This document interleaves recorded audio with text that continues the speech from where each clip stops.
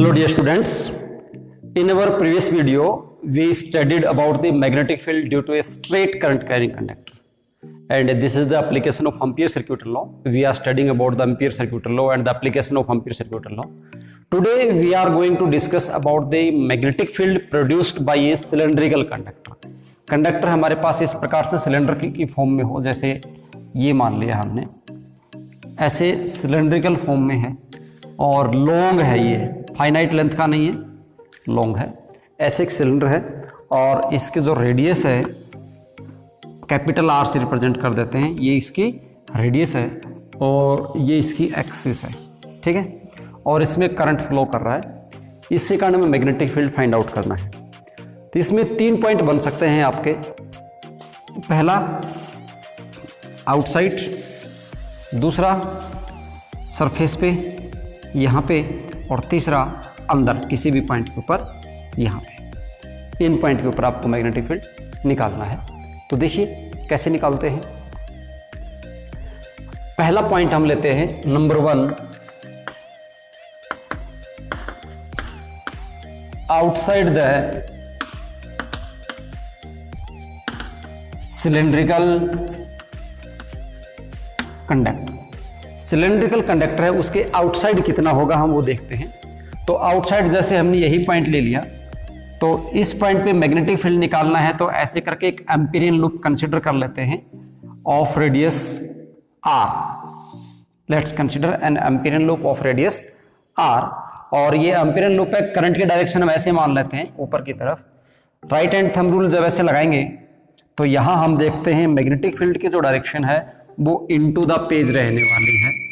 तो this is the direction of magnetic field B. And you know that to apply Ampere circuit law we need a length element DL. तो ये जो हमने loop मानना है, यहाँ पे इसी पॉइंट के ऊपर हम एक डीएल कंसिडर कर लेते हैं और उसकी डायरेक्शन भी जो मैग्नेटिक फील्ड उसके अकॉर्डिंग रहेगी। तो यहाँ डीएल की डायरेक्शन भी ये है। अब देखिए एम्पीयर सर्किट लॉ लगाते हैं। According to Ampere circuit law, according to Ampere circuital law हमें क्या मिलता है, जो बी डॉट डीएल है over the close loop is equal to होता है mu naught time to the total current. ये एम्पीयर सर्किट लॉ बोलता है। अब यहाँ पे B हमें निकालना है, B और DL।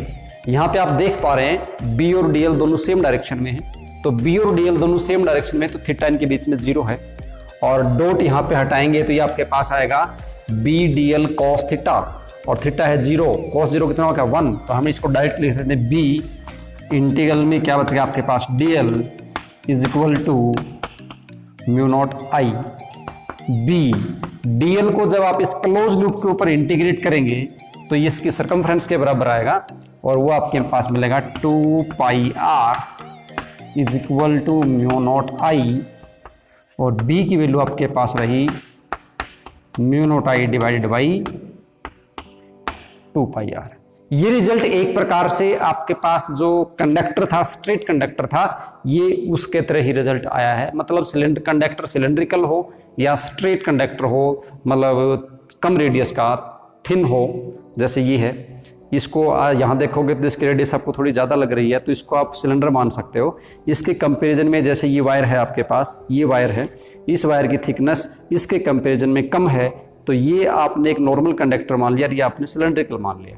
तो दोनों के कारण जो मैग्नेटिक फील्ड है वो मैग्नेटिक फील्ड सेम आने वाला है। आउटसाइड का केस अगर हम करते हैं तो ये आउटसाइड का केस आ गया हमारे पास। फिर हम करते हैं, ये तो था हमारे पास केस नंबर 1। केस नंबर 2 लेते हैं at the surface. At the surface, surface के ऊपर लेंगे तो आपका जो एम्पीरियन लूप है इस बार वो यहाँ आ जाएगा, ये पॉइंट आ जाएगा। तो इस पॉइंट के ऊपर अगर आप एम्पीरियन लूप लेंगे तो एम्पीरियन लूप तो इस बार ये सिर्फ पूरे कंडक्टर को क्लोज कर रहा है, तो ये आ जाएगा।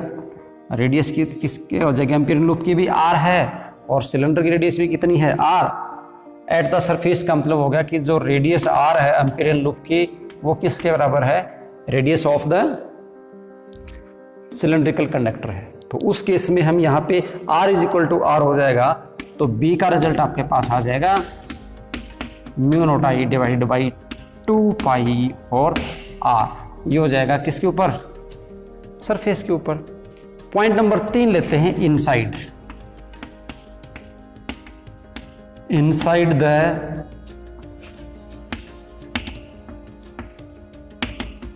Cylindrical conductor. अगर सिलेंड्रिकल कंडक्टर के इनसाइड हम निकालते हैं तो इस बार देखिए केस थोड़ा सा डिफरेंट हो जाएगा। इनसाइड पॉइंट मान लिया मैंने यहाँ पे, एम्पिरियन लूप लेंगे इसके वो, तो एम्पिरियन लूप बनेगा इसका ये एम्पिरियन लूप की कितनी होगी? रेडियस R होगी। इस बार हमारे पास जो करंट आने वाला है वो सिर्फ इतना करंट आने वाला है, इतना, ऐसे इतना करंट ही हम कंसिडर कर रहे हैं। जो अब मैंने ये शेडेड पोर्शन जो बना रहा हूं, यानी हम पूरे कंडक्टर का सिर्फ इतना पोर्शन ले रहे हैं जितना हमने शेडेड पार्ट कर दिया, इतना कंसिडर कर लिया हमने। अगर इतना लेंगे तो इसका मतलब ये हुआ कि टोटल करंट तो नहीं है जो फ्लो कर रहा है, उस टोटल करंट का कोई पार्ट है ये, है ना। तो यहाँ पे अब हमें कुछ अलग काम करना पड़ेगा। और उससे पहले हम एक बात और सोचते हैं, ये 2 केस हमारे पास हो सकते हैं। अगर ये कंडक्टर होलो होता, तो होलो कंडक्टर होता तो करंट तो सारा सरफेस पर से जा रहा है, अंदर तो कोई करंट है ही नहीं, होलो है तो अंदर करंट नहीं है, तो अंदर मैग्नेटिक फील्ड कितना हो गया? 0। तो इसमें भी हम 2 केस ले लेते हैं। पहला केस हम क्या ले लेते हैं, इसमें केस नंबर A हम ये ले लेते हैं for hollow conductor. For hollow conductor अंदर की तरफ I की वैल्यू कितनी है? 0 है। Hollow conductor I inside is equal to कितना है? 0। Hence B is also equal to 0। तो होलो कंडक्टर का तो ये केस हो गया। B पॉइंट हम लेते हैं, अगर ये होलो नहीं होता, करंट यूनिफॉर्मली डिस्ट्रीब्यूटेड है कंडक्टर में और यूनिफॉर्मली करंट इसमें फ्लो कर रहा है, उस केस में क्या होगा? B पॉइंट ले लेते हैं, if I is uniformly flowing through the conductor।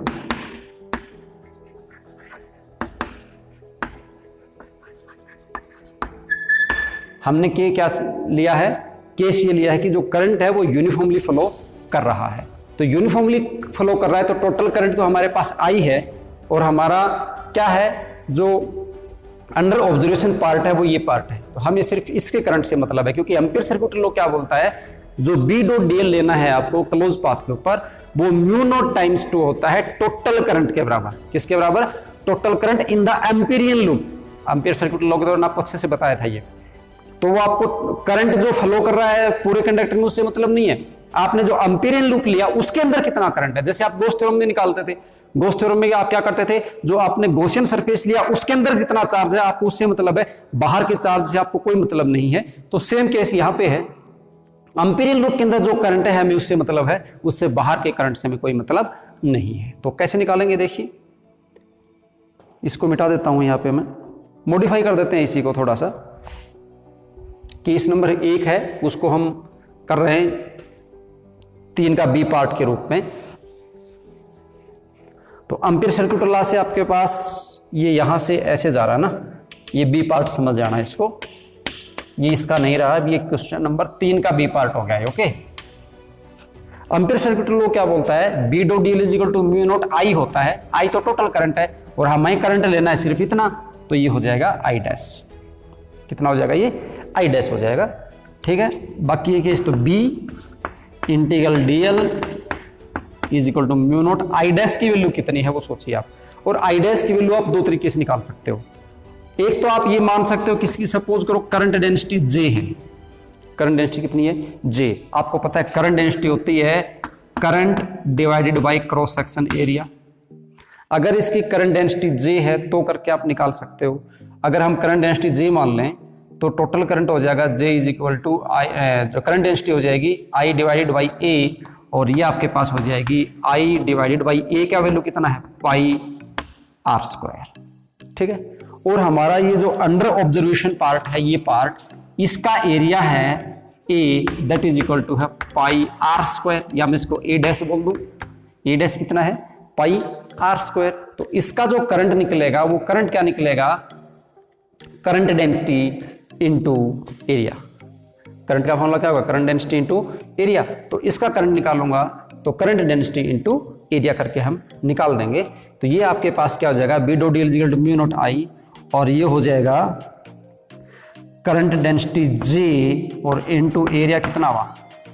A dash, mu naught J into A dash B d l. Close path आपका ये है, तो इसका डीएल निकालेंगे तो यह आ जाएगा 2 पाई आर। इसका इस बार रेडियस आर जो है, इस केस में हम ये जो केस ले रहे हैं, इस केस में जो रेडियस आर है वो less than radius of the cylinder है। 2 pi r is equal to mu naught J है ना, जे की वैल्यू कितनी है आपके पास? I divided by pi are square है, तो इसको लिख सकते हैं I divided by pi are square into A dash को लिखेंगे पाई इंटू आर स्क्वायर। ठीक है, आप यहाँ पे ये लिखा, ये मैंने आपको इधर लिख दिया, तो आपको क्या करना है? ये आपको इधर लिखना है। जे इज इक्वल टू क्या है? I divided by A that is equal to pi are square. Current density understood term है ये। यहाँ से हम पाई से पाई को कैंसिल कर देंगे। बी का जो वैल्यू है हमारे पास वो आएगा mu naught I R square divided by 2 pi R, और इनटू क्या हुआ? इनटू आपके पास हुआ आर स्क्वायर। आर से आप इस आर के स्क्वायर को कैंसिल कर देंगे, आपके पास बचा I divided by pi are square result आया। आर इसकी रेडियस है, किसकी? इसकी रेडियस है ना। तो इसको यहां से आप पहले ऐसे लिख सकते हो, current divided by pi are square. Current divided by pi are square किसके बराबर है? करंट डेंसिटी के बराबर है। तो आपके पास आ जाएगा mu naught J divided by 2 पाई, नहीं पाई तो आपके पास आएगा, और इनटू क्या हो गया? आर। तो यहां से हम देखते हैं कि इस कंडक्टर पे अगर हम आउटसाइड तो लेते हैं, तो हमें तीनों रिजल्ट में लिख रहा हूं बारी बारी। अब आउटसाइड का रिजल्ट हमारे पास क्या आया? आउटसाइड बी आउटसाइड ओ लिख देता हूं ना। बी आउटसाइड हमारे पास आया mu naught I divided by 2 pi R. इसका मतलब मैं क्या बोल सकता हूं यहां से कि बी है वो इनवर्सली प्रोपोर्शनल टू आर है। उसके बाद बी ऑन द सरफेस ऐसे लिख देता हूं। सरफेस के ऊपर हमारे पास value I mu naught I divided by 2 pi radius of the conductor. तो यहाँ पे जो बी एस है वो इनवर्सली प्रोपोर्शनल टू किसके है? आर के है। और बी इनसाइड अगर हम देखते हैं तो इनसाइड के 2 केस थे। अगर होलो है तो 0 हो जाएगा, अगर करंट यूनिफॉर्मली है तो डायरेक्टली प्रोपोर्शनल टू रेडियस है, तो हम यहाँ से लिख देंगे बी हो जाएगा mu naught J R divide by 2 that is equal to हम लिख सकते हैं B directly proportional to R. तो ये जो मैग्नेटिक फील्ड आपके आए हैं ऐसे, इनको आप रिप्रेजेंट कर सकते हो बाय द ग्राफ की मदद से। और ग्राफिकल कैसे वेरिएशन हो सकता है, कैसे रिप्रेजेंट करेंगे आप देखिए ग्राफ की मदद से इनको। यहां से हम क्या करेंगे, इस प्रकार से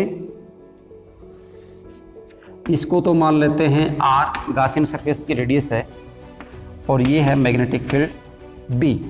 और हम इनसाइड के केस से चलते हैं। मान लीजिए जब आप यहाँ थे, बिल्कुल सेंटर में थे, तो उस दौरान आर की वैल्यू कितनी हो जाएगी? सेंटर में लोगे तो यहाँ पे गॉसियन सरफेस बनाओगे, उसकी आर की वैल्यू कितनी आएगी? 0। और इनसाइड जो बी है, B inside directly proportional to R है, तो ये 0 है, तो ये भी कितना हो जाएगा? 0। तो मतलब ये यहाँ से स्टार्ट होगा।